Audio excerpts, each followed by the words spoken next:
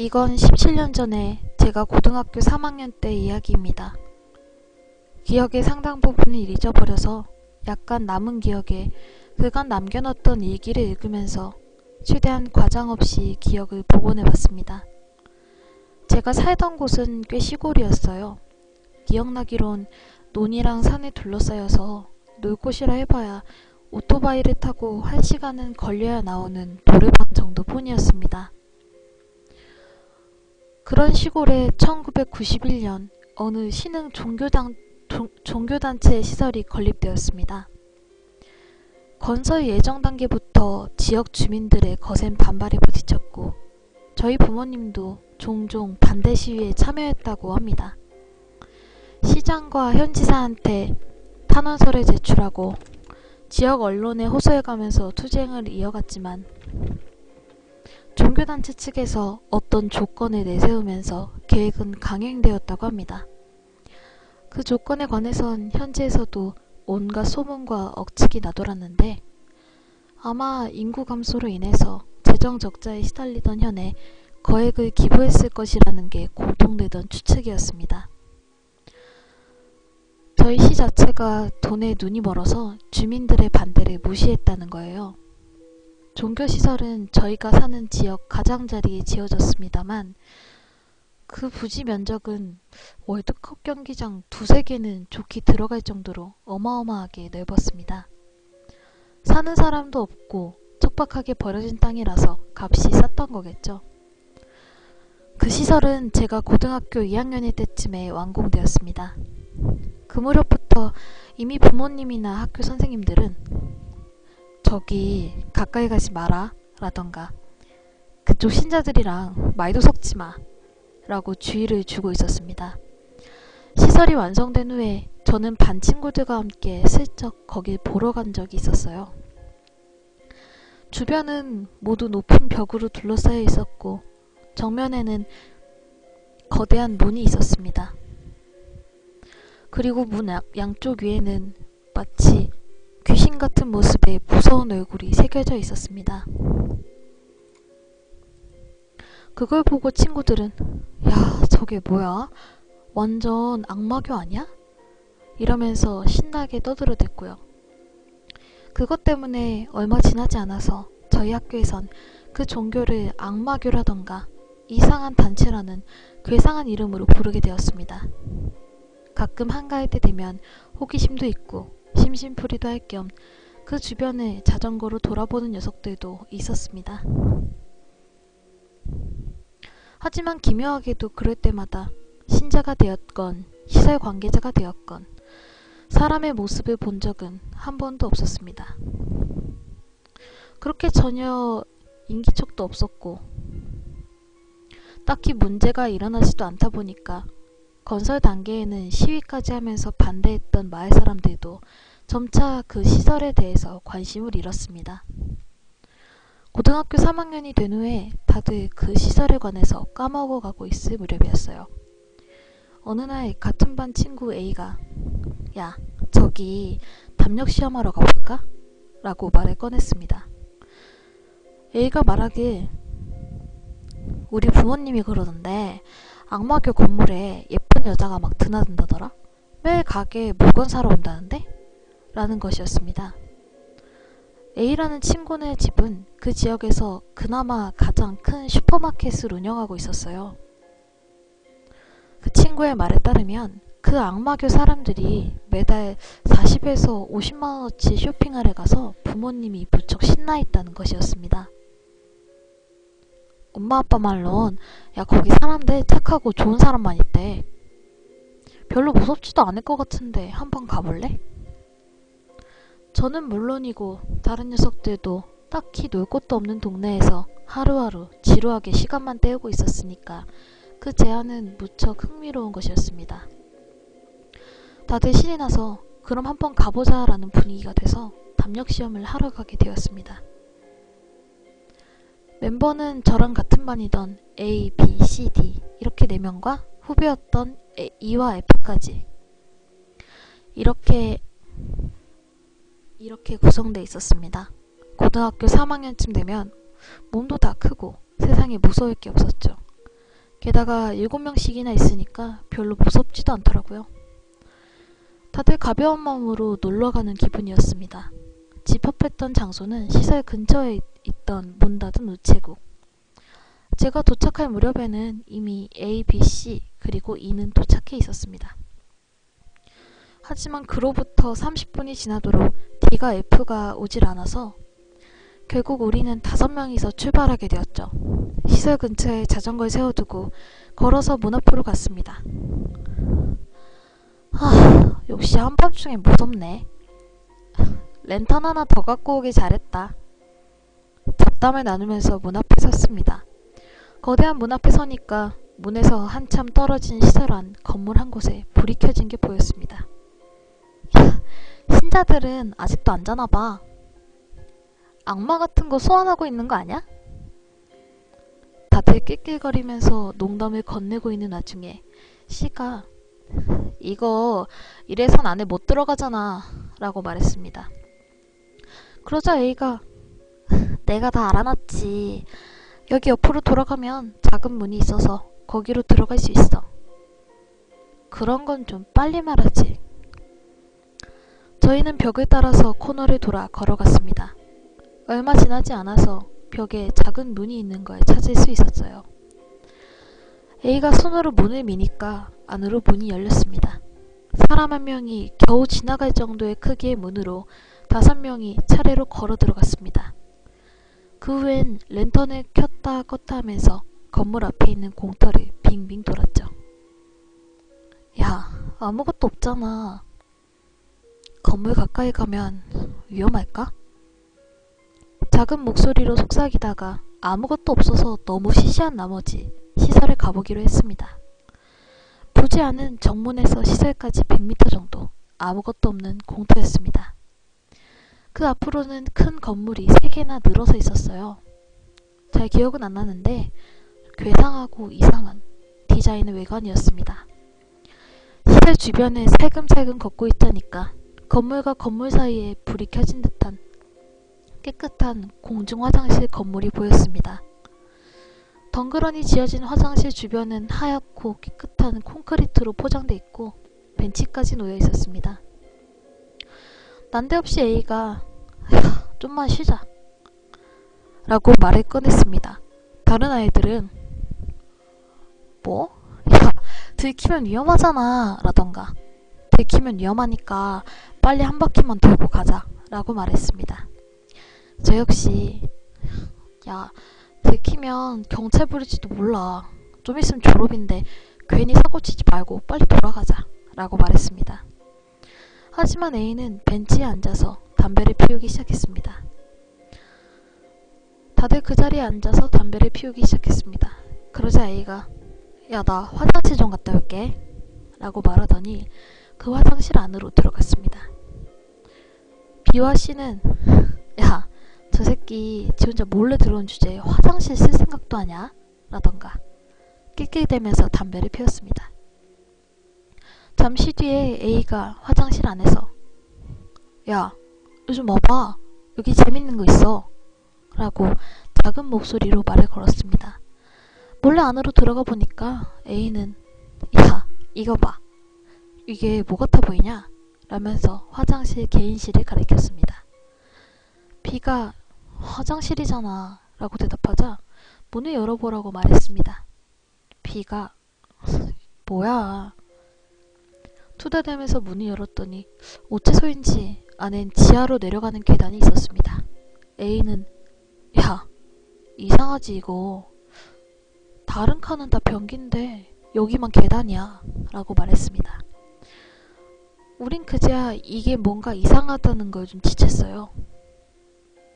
애시당초에 A의 언동이 계속해서 수상했습니다. 갑자기 담력시험을 제안한 것도 그렇고 옆에 있는 문을 알고 있었던 것, 화장실 문을 일부러 연 것까지. 저는 A한테 너 설마 여기서 볼일 보려고 그랬냐? 라고 물었습니다. A는 아니 뭐 그런 거지 라면서 대충 말을 돌린 후에 밑에 여기 내려가 보지 않을래? 라면서 묻기 시작했습니다. 전 당연히 거절했죠. 야, 이상한 소리 하지 마. 빨리 가자고. 여기서 꾸물거리면 무조건 들켜. 그러자 A는 너 무서워서 그러지? 잠깐 내려가 보는 것 뿐인데 뭐가 그렇게 무섭다 그래? 라면서 놀리듯 말했습니다. 하지만 제겐 그저 A가 저를 도발하려는 것으로 밖엔 들리지 않았습니다. 아래로 어떻게든 끌어들이려고요. B 역시 나도 안 갈래. 돌아가자. 라고 말했습니다. 하지만 다른 두 사람은 왠지 재밌을 것 같은데 잠깐 내려갔다 올까? 라면서 A에게 동조하기 시작했습니다. A는 너희들은 용기 있네. 라면서 계속 저와 B를 도발했지만 B와 저는 난 안 갈 거야. 니들 맘대로 갔다 오든 말든 알아서 해. 그러더니 A는 그럼 우선 셋이서 내려가 볼게. 너넨 여기서 기다려. 라고 말했습니다. 그리고 세 사람은 계단 밑으로 내려갔습니다. 저와 B는 화장실 안에서 기다렸어요. 화장실 주변은 건물로 둘러싸여 있었고 건물엔 창문도 잔뜩 있었기 때문에 밖에 나갔다가는 들킬지도 모른다는 생각에서였습니다. B는 야, 오늘 A 걔 좀 이상하지 않냐? 라고 물었습니다. 전 그러게 오늘 좀 이상해. 왠지 일부러 우리 여기로 데려온 것 같은 느낌이 든다니까 라고 대답했습니다. B 역시 같은 생각인 듯 했습니다. 그 후로 저는 B와 함께 이제 어떻게 해야 할 건지, 만약에 들키면 어쩔지 이런 것에 대해 이야기를 나눴습니다. 5분 정도 지날 무렵에 얘네 너무 늦는 거 아니야? 슬슬 저도 B도 화가 나기 시작했습니다. B는 그냥 우리끼리 돌아갈래? 라고 말을 꺼냈지만 두 개 있던 랜턴을 다 계단 밑으로 간 녀석들이 가져가 버린 터였습니다. 이 어둠 속에서 그 작은 문을 찾는 건 너무 힘들 것 같다는 생각에 저희는 마지못해서 계속 기다리기로 했습니다. 그러자 멀리서 발소리가 들려오기 시작했습니다. 저벅저벅하고 여러 사람의 발소리가 멀리서 들렸습니다. 저도 B도 갑작스러운 사태에 잔뜩 긴장했습니다. 저흰 작은 소리로 야, 좋댔어. 사람 온 것 같은데? 한순간에 주변은 팽팽한 긴장감으로 가득 찼습니다. 발소린 멀리서 들렸기 때문에 어느 방향에서 들리는 건지도 알 수가 없었고 지금 밖으로 뛰쳐나가면 주변 구조도 모르는 저희는 길을 잃을 위험이 컸습니다. 야, 큰일 났다. 여기로 오는 것 같은데 어떻게 하지? 라면서 친구는 상당히 당황하고 있었습니다. 저 역시 속으론 심장이 터질 것만 같았지만 이리로 오는 게 아닐 수도 있을 거야. 오면 여기 안으로 숨자. 하지만 발소리는 확실히 저희가 있는 화장실 쪽으로 다가오고 있었습니다. 그 순간 B가 갑자기 계단이 아닌 다른 칸의 문을 밀었습니다. 그러나 어째서인지 그 칸도 그 옆 칸도 문이 열리질 않았어요. B는 아씨, 문 닫혀있어. 발소린 대략 15m 부근까지 다가왔습니다. 직감적으로 전 그 사람들이 분명히 화장실까지 올 것이라 느꼈습니다. B 역시 저와 같은 예감을 한 듯 했습니다. 저도 B도 그 자리에 딱 굳은 채로 서 있을 뿐이었죠. B는 어쩔 수 없네. 내려가자. 라고 말했습니다.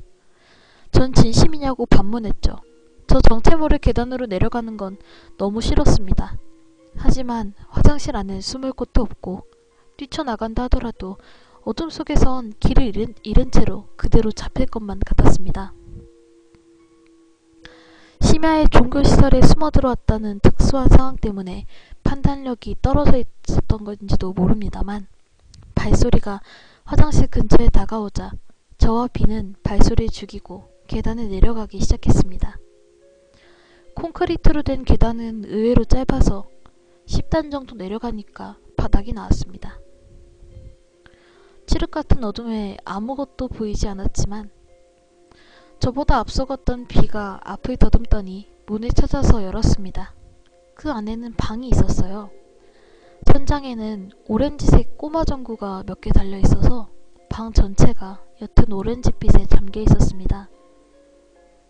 저와 비는 방 안에 들어가서 문을 조용히 닫았습니다. 방 안을 둘러보니까 아무것도 없는 콘크리트 방이었습니다. 다만 방 한가운데에 커다란 원형의 물체가 매달려 있었어요.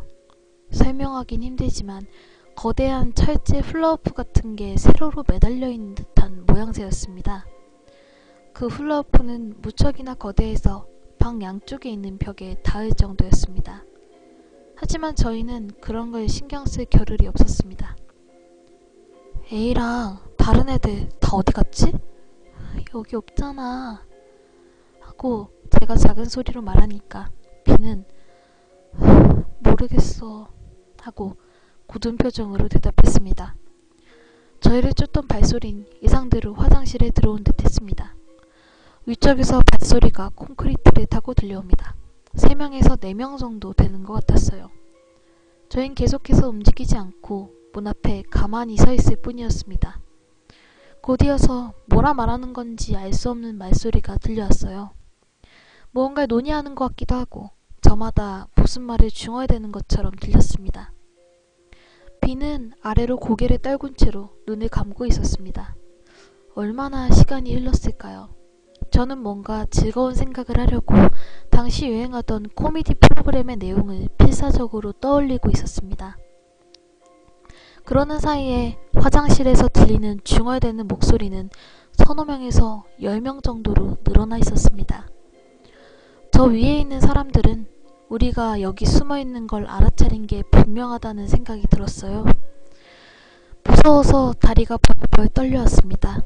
중얼중얼중얼하고 들려오는 기분 나쁜 말소리에 정신을 잃을 것만 같았습니다.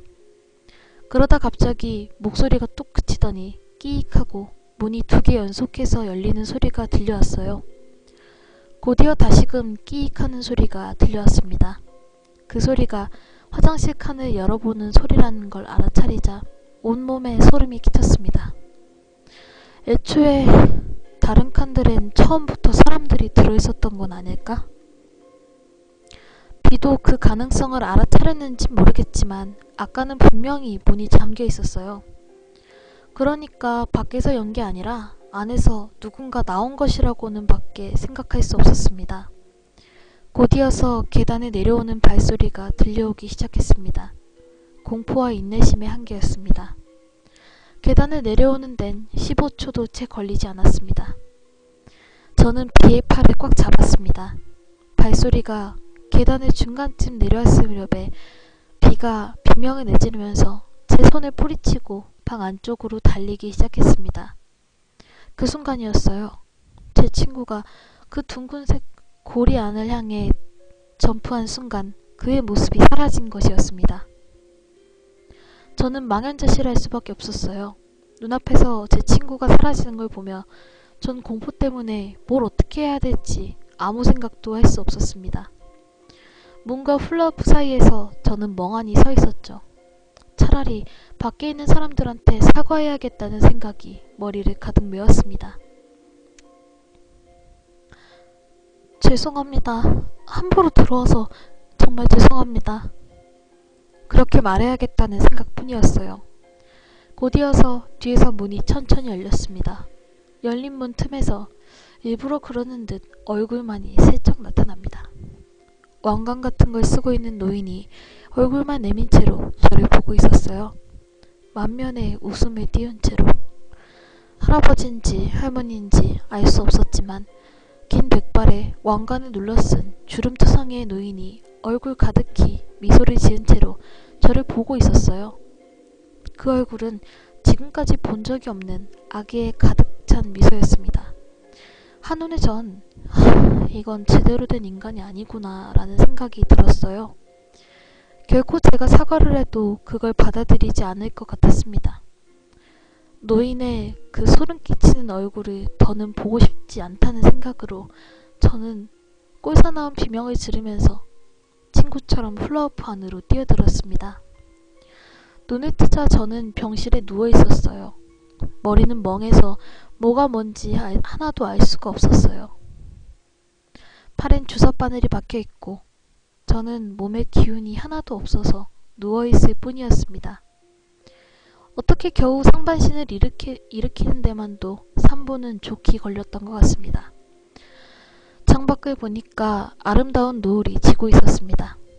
전 아무 생각도 안 하고 그저 멍하니 앉아 있었어요. 얼마나 시간이 지났을까요? 잠시 후에 찰컥하고 문이 열리더니 간호사가 나타났습니다. 간호사는 저를 보고 깜짝 놀란 듯 눈을 휘둥그레 뜨더니 그대로 방을 뛰쳐나갔습니다. 그래도 저는 그저 멍하니 앉아있을 뿐이었습니다. 곧 이어서 의사 몇 명이 방 안으로 들어와서 저한테 말을 건넸지만 저는 여전히 멍한 상태였습니다. 하지만 시간이 지남에 따라서 천천히 의식이 선명해지기 시작했습니다. 의사는 아까 수진이 네 가족분들한테 연락드렸어. 넌 오랫동안 잠을 자고 있었어. 하지만 걱정하지 않아도 돼. 이제 괜찮을 거야. 라면서 알 수 없는 말들을 늘어놨습니다. 일어난 후에도 시간의 감각은 영 돌아오질 않아서 얼마나 시간이 흘렀는지 모르겠지만 곧 어머니인 듯한 사람과 젊은 여자가 울면서 병실로 들어왔어요. 하지만 그 사람은 저희 어머니가 아니었습니다. 그리고 제 이름은 수진이도 아니고요. 어머니를 자처하는 여잔 다행이야 라면서 기뻐하고 있었습니다. 젊은 여자애는 저를 보면서 언니 잘 돌아왔어 라면서 쓰러져 울었습니다. 하지만 제게 여동생 같은 건 없었어요. 3살 많은 대학생 오빠는 있었지만 여동생 같은 건 아예 없었습니다. 전 누구세요? 하고 몇 번이고 물었습니다. 의사는 후유증인 것 같습니다만 시간이 지나면 괜찮아질 겁니다. 어머니인 듯한 사람은 내게 오늘은 엄마가 계속 같이 있을게 라고 말했습니다. 저는 그대로 이런저런 검사를 받았어요. 저는 그 사이에 의사한테 저는 수진이라는 사람도 아니고 저분은 저희 어머니도 아니에요. 전 여동생도 없다고요.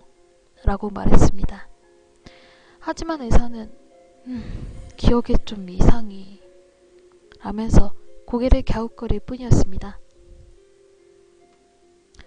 수진아, 넌 2년 가까이 혼수 상태에 빠져 있었어. 그러니까 아직 기억이 완전하지 않은 거라고 생각을 하고 있어. 하지만 제게는 어떤 감정도 느껴지지 않았습니다. 현실에서 일어나고 있을 일을 이해할 수조차 없어서 충격마저 느껴지지 않았습니다. 의사는 그럴듯한 말을 하면서 저를 필사적으로 격려하려고 했습니다. 어머니인 듯한 사람은 제가 기억상실증에 걸렸다면서 충격이 오열하고 있었어요. 전 화장실에 간다고 말하고 화장실로 향했습니다. 일어나니까 다리가 비정상적으로 무겁게 느껴져서 당최 걸을 수가 없었어요. 결국엔 의사와 간호사, 여동생 같은 사람의 도움을 받아서 겨우 화장실로 들어갈 수 있었습니다. 화장실에서 저는 바로 아까 전같이 느껴지는 그날 밤 일을 떠올렸습니다. 기묘하게도 정신을 차리고 몇 시간 동안 한 번도 그 일에 관해선 생각을 하지 않았던 터였습니다. 화장실 자체가 두렵기도 했지만 부축해준 의사와 여동생 때문에 안으로 들어갔습니다. 용변을 본 후에 손을 씻으려던 저는 거울을 보고 비명을 질렀습니다. 거기에 비친 얼굴은 제가 아니었던 거예요. 완전히 딴 사람의 얼굴이었습니다. 기억은 나지 않지만 그때 저는 심각한 혼란 증세를 보였다고 합니다. 그 후에 저는 그대로 한 달 정도 입원해 있었어요. 저는 부모라고 말하는 이들과 여동생이라는 여자, 병문안을 온 친구들에게 저는 수진이도 아니고 당신을 모릅니다 라고 계속 말했습니다. A와 B에 관해서 그리고 내가 기억하고 있는 과거에 관해 계속해서 이야기를 했지만 모두가 기억장애라고 받아들일 뿐이었어요. A나 B는 존재하지 않는다는 설득이 돌아올 뿐이었습니다. 다만 모두들 제게 무척 친절하게 대해줬어요. 의사와 다른 사람들의 말을 종합해보면 전 하굣길에 자전거를 타고 오다가 쓰러졌고 그 후에 입원했다는 것 같았어요. 제게 있어서 이 세상의 모든 정보는 들어본 적 없는 생소한 것이었어요. 예를 들어서 이 지역의 이름을 들었을 때 저는 이 지역 이름을 처음 듣는 것이었어요. 집회 통화 단위도 원이 아니었고 그때마다 의사에게 그럼 원래 네가 있던 세계에선 뭐라고 불렀지? 라는 질문을 받았습니다. 하지만 도저히 떠올리려 해도 기억이 나질 않았습니다. A의 이름조차 생각나지가 않아서 같은 반 친구라고 몇 번이고 설명했지만 주변 사람들은 그런 아이는 없다고 고개를 저을 뿐이었어요. 그 시설에 들어가서 훌라후프 안으로 뛰어든 이야기를 의사한테 몇 번이나 더 필사적으로 설명했지만 그건 네가 자고 있을 때 꾼 꿈일 뿐이야 라면서 부정당했습니다. 하지만 무섭게도 저 역시 난 기억상실증에 걸린 것 뿐이고 이전에 살던 삶과 세계는 다 꿈이었다고 진지하게 믿어가기 시작하고 있었습니다. 어차피 저에겐 다른 사람의 삶을 살아간다는 선택지밖엔 없었으니까요. 퇴원 후에 가족과 함께 전 집으로 돌아왔습니다. 혹시 기억나지 않니? 라고 부모님은 제게 물었어요. 하지만 처음 보는 집에 처음 보는 거리일 뿐이었습니다. 전 상담을 받아가면서 필사적으로 이 새로운 인생에 순응해 가기로 마음먹었습니다. 제게 들려오는 단어와 정보는 위화감이 느껴지는 것과 아닌 것으로 나뉘어졌습니다. 지명이나 나라 이름은 전부 처음 듣는 거였고 역사에 관한 것들도 금시초문이었습니다. 하지만 일상생활에 쓰이는 단어는 대부분 기억하고 있었습니다. 처음엔 가족들한테 적응하지 못해서 존댓말을 쓰고 바지나 속옷 같은 것도 보여지기 싫어서 직접 세탁하곤 했습니다. 그렇지만 신기하게도 진짜 가족이라고 마음을 먹으니까 이전의 인생이 마치 전생이나 꿈 같은 걸로 느껴지기 시작했습니다. 그 무렵부터 서서히 이전까지 살아왔던 기억들이 사라져가기 시작했습니다. 선명하게 기억하고 있던 부모님과 오빠의 얼굴도 옛날 시골 거리도 떠올리려면 한참을 생각해야 할 정도가 되었습니다. 하지만 그 마지막 밤 종교시설에서의 그 기억만은 잊혀지지가 않았어요. 특히 그 기분 나쁜 웃음을 짓던 노인의 얼굴을요. 새로운 생활에도 익숙해지고 상담 횟수도 줄여간 끝에 반년 만에 저는 고등학교로 들어갔습니다. 20살에 고등학교 3학년이라는 애매한 위치였지만 새로 만난 친구들과 지내면서 꽤 즐거운 시간을 보냈죠. TV도 본 적이 없는 방송 투성이라서 무척 재미있었으니까요. 이전에 살던 곳과는 달리 이곳은 도시였기 때문에 하루하루가 새로운 나날이었습니다. 하지만 고등학교에 들어오고 4달 정도 지나고 나서 뜻밖의 형태로 과거와 현재를 잇는 공통점이 나타났습니다.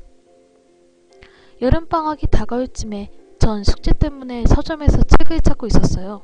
그런데 책들 중에 어떤 글자가 적힌 책이 눈에 들어왔습니다. 종교 관련 책이었어요. 그리고 그 이름은 제가 마지막 밤에 들어갔던 그 시설을 지은 신흥 종교의 이름과 똑같았습니다.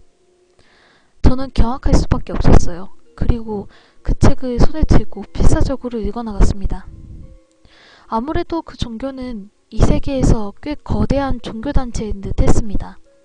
제가 살던 세계에선 이름조차 들어본 적 없던 무명 신흥 종교단체였는데 여기선 세계적인 종교단체인 것입니다. 저는 그 종교 관련 책을 몇 권씩이나 사서 읽었지만 아무 의미 없는 짓일 뿐이었습니다. 아무리 책을 읽는다 해도 현실은 바뀌지 않았죠.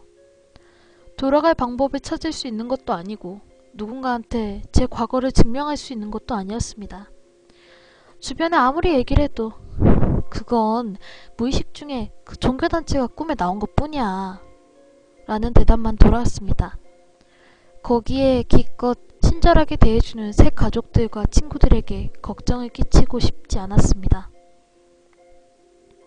겨우 고등학교에 복학하고 사고의 그늘을 떨쳐낸 것처럼 보이는 저에게 주변 사람들이 걸고 있는 기대를 깨고 싶지 않았거든요. 결국 저는 과거를 잊고 못 본 척하기로 결심하고 평범하게 인생을 살아왔습니다. 그때로부터 17년이 지난 지금 저는 서울에서 일하고 있는 극히 평범한 회사원입니다. 그렇다면 왜 이제 와서 이런 이야기를 늘어놓는 건지 의아하시겠죠. 지난달에 우리 집에 편지 한 통이 날아왔습니다. 익명으로 쓰여진 편지의 내용은 다음과 같았습니다. 갑작스레 편지를 드리게 되어 죄송합니다. 당신은 아마 저를 잘 알고 있었을 거예요. 당신을 찾는데 무척 오랜 시간과 노력이 들었어요. 당신은 유진이라는 이름이었습니다. 혹시 기억하세요? 나중에 다시 한번 편지 드리겠습니다. 이 편지의 내용은 다른 누구에게도 말하지 말아주시기 바랍니다. 당신의 약혼자에게도요. 부탁드립니다. 거기 써진 이름을 보고도 제겐 아무런 감정이 느껴지지 않았어요. 하지만 분명히 과거에 그런 이름이었던 것 같기도 합니다. 편지를 보내온 사람에게 이상하게 저는 공포도 기대도 느끼지 않았어요. 완전히 남의 일처럼 생각이 되었던 거예요. 그리고 그 사람은 지난주 두 번째 편지를 보내왔습니다. 당신이 알고 있는 제 이름은 수진입니다. 혹시 기억하고 계세요? 아무래도 여기에는 저와 당신만이 있는 듯합니다. 이번 달 25일 저녁 7시에 어디역 앞으로 꼭 와주셨으면 합니다. 당신에게 급히 전할 것이 있습니다. 제겐 유신이라는 이름을 봐도 그게 누군지 전혀 기억이 나질 않아요. 하지만 저는 그 사람을 만나러 갈 생각입니다. 어쩐지 만나야만 할 것 같습니다. 누가 거기에 있든 알아보지 못하겠지만 그날 밤에 일을 말하다 보면 누구인지 알 수 있겠죠. 기왕이었으면 비었으면 좋겠습니다. 그와 만난 후에 무슨 일이 일어날지 모르니까 이렇게라도 모든 사실을 적어서 남겨두려고 합니다.